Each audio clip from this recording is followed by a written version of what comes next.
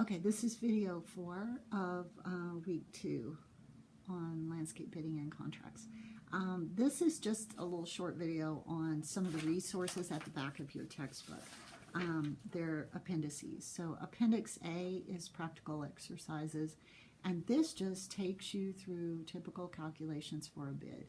It's really pretty long. It's like 20 pages long, but it goes into details. So if you're looking for like a little further explanation, kind of how would a person put together this bid, and it's a landscape installation bid, where did they get their numbers, how did they figure their numbers, is a really good kind of long detailed step 1 through the end of all the calculations on a bid. And so that's on pages 471 to 495.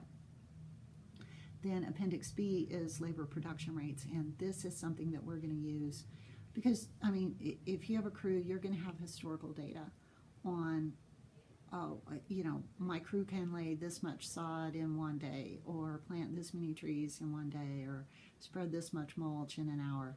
But you might not know that right now. And so the production rates give you, they don't cover everything. But for planting, laying sod, mulching, things like that, it'll give you a kind of a generalization on labor needed to accomplish some of these tasks that are kind of typical landscape tasks for installation. But you got to be really careful how you use this appendix, because the headings take you 2 different ways. The example I'm using is a 36-inch box tree. To plant it, it shows 0.33 per man hour. So that means for this one tree, it gets 33% planted in a man hour. Now, that's not a place where you would ever stop and say, okay, after this 1 man hour, I've got 33% of my planting done. So, but you can use those calculations in different ways.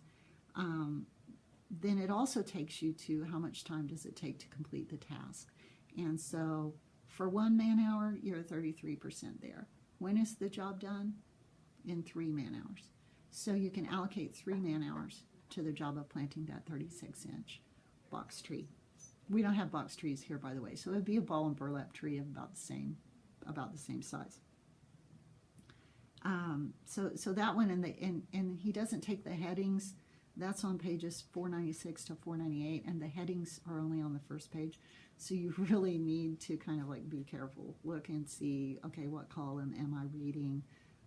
Is it the per 1 hour, or is it the hours taken to complete the task? So take a look at that and see if you can understand that. Let me know if you have any questions.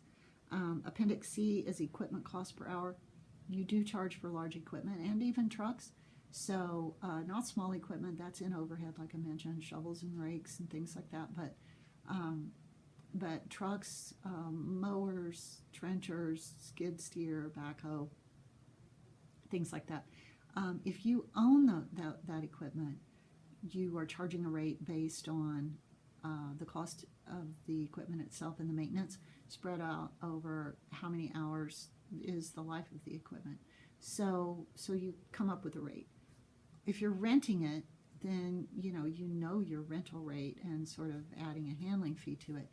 So so this gives you some typical rates, because you may not know, okay, what do I charge for my truck on the job, or what do I charge for, a skid steer or a mower or whatever, or a trencher.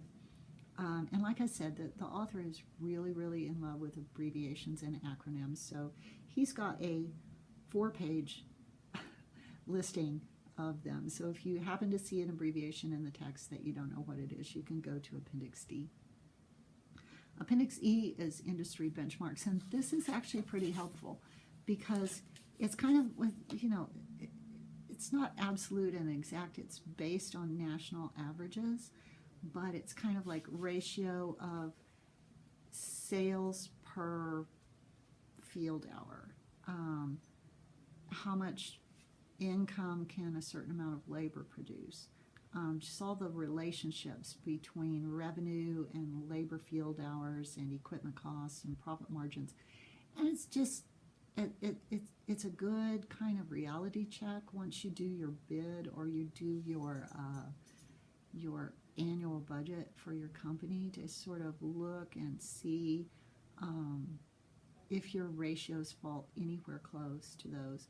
As far as your annual budget, which is going to be your assignment, I'm not going to nitpick, oh, you should have had, $50 per year in magazine subscriptions or something like that.